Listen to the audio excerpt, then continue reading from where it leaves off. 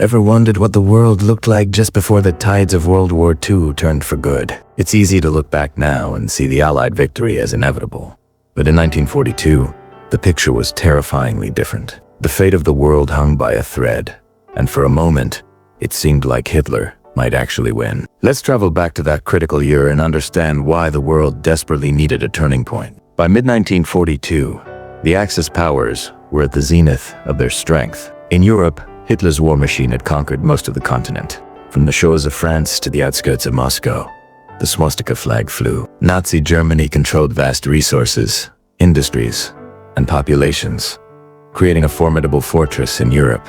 Their U-boats prowled the Atlantic, sinking Allied ships at an alarming rate, threatening to cut off Britain's vital supply lines. Britain itself, having survived the Blitz, stood almost alone in Western Europe, a defiant but isolated outpost against a continent dominated by tyranny.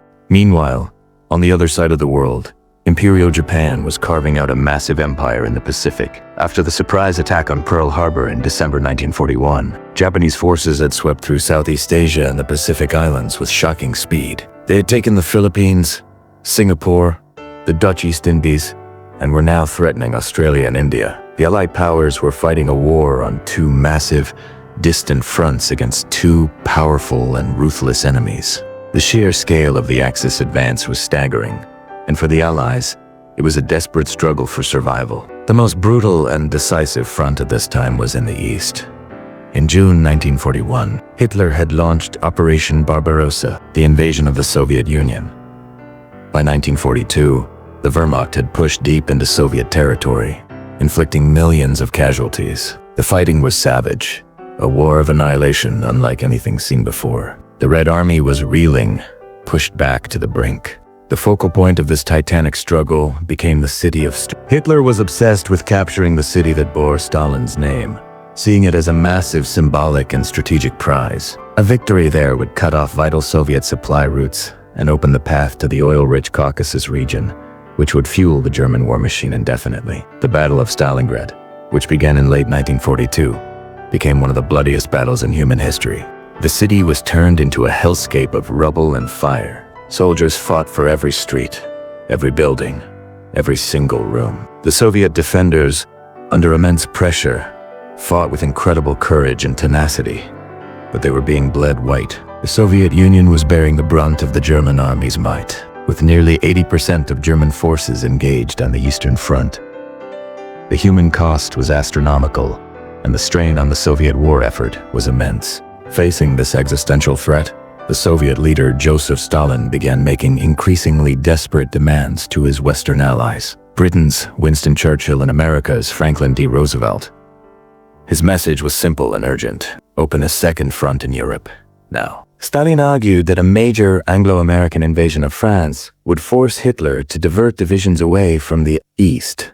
This would relieve the immense pressure on the Red Army and split Germany's forces, a classic strategy for defeating a powerful enemy. Stalin wasn't just suggesting it, he was insisting on it, sometimes with thinly veiled threats that the Soviet Union might collapse, or even seek a separate peace with Germany if help didn't arrive. The fate of the anti-Hitler coalition rested on this decision. However, opening a second front was far easier said than done. In 1942, the Allies were simply not ready for such a monumental undertaking.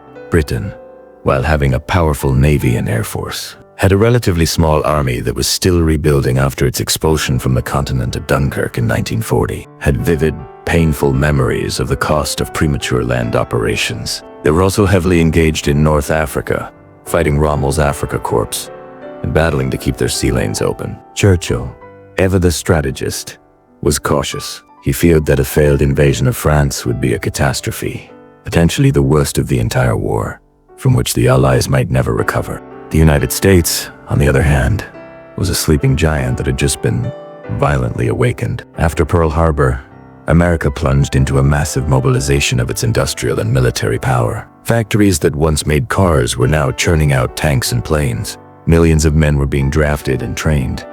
But this process took time. In 1942, the U.S. Army was still green, largely untested in battle. American military leaders, like General George Marshall, were eager to take the fight directly to Germany through France. But they also recognized the immense logistical challenges. Shipping millions of soldiers and millions of tons of equipment across the Atlantic, which was still infested with U-boats, was a Herculean task. An invasion of Fortress Europe required overwhelming air and sea superiority, specialized landing craft which didn't exist yet in sufficient numbers, and a massive, well-trained, and well-equipped ground force. In 1942, these key ingredients were just not in place. So, the Allies were caught in a strategic dilemma. They knew Stalin was right.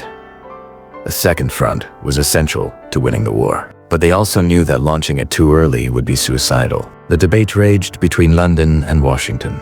The Americans favored a direct assault on France as soon as possible, perhaps in 1943. The British, led by Churchill, advocated for a more peripheral strategy. They proposed attacking the soft underbelly of Europe first in North Africa, then Sicily, and then up through Italy. This would allow the Allies to gain valuable combat experience, wear down German forces, and gradually tighten the noose around Germany, all while building up for the main event, the Cruscanal invasion. Ultimately, the British view prevailed for the time being. In November 1942, the Allies launched Operation Torch, the invasion of North Africa. This decision infuriated Stalin, who saw it as a diversion and not the true second front he needed. But it was a start. It was the first major American offensive in the European theater, and it marked a crucial step. It was in the crucible of North Africa, and later in Sicily and Italy, that the Western Allies would forge the armies, develop the doctrines, and build the logistical capacity that would be absolutely essential for the ultimate test. This period, from 1942 to 1944, was a time of intense preparation, innovation, and strategic maneuvering. It was a race against time. While the Soviets heroically held on at Stalingrad and began the long, bloody process of pushing the Germans back, the Western Allies were building the largest amphibious invasion force in history. They were designing new technologies, from the iconic Higgins boats that would carry men to the beaches, to the specialized Hobart's Funnies tanks, designed to overcome German defenses. They were engaged in a massive intelligence and deception campaign, Operation Fortitude, to fool the Germans about where and when the invasion would come. Every piece had to be perfectly in place. The stakes were absolute. A failure would not only be a military disaster, it would prolong the war, cost millions more lives, and could even have allowed the Nazi regime to survive. The pressure was immense. The world was holding its breath, waiting for the storm to break. That storm had a name, Operation Overlord, and it would change the world forever.